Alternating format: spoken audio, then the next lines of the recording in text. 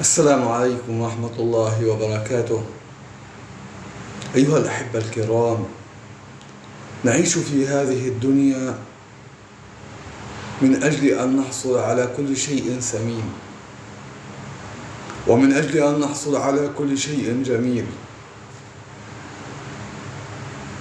فإذا بالإنسان رغبته قصيرة، متهور، سريع القرار، فلذلك يخطئ كثيرا. من خاف، قال النبي صلى الله عليه وسلم: من خاف أدلج، ومن أدلج بلغ المنزل. ألا إن سلعة الله غالية، ألا إن سلعة الله الجنة.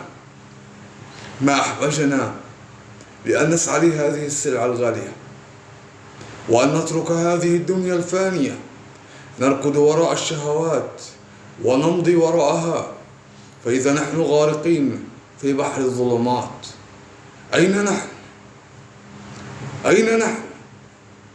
في بحر الظلمات، لا نعرف كيف نخرج من هذه الطريق. لماذا؟ لأن الشيطان أحببنا هذه المعاصي، فمن زين له سوء عمله فرآه حسنة. إننا نعيش في حياة ليست سهلة، نعيش مع صراع مع هذه الشهوات.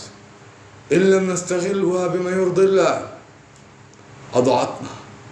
فحرص على أن تضع كل شيء بمحله، وألا تكون رغبتك قصيرة، وتكون سريع القرارات كثير الندم.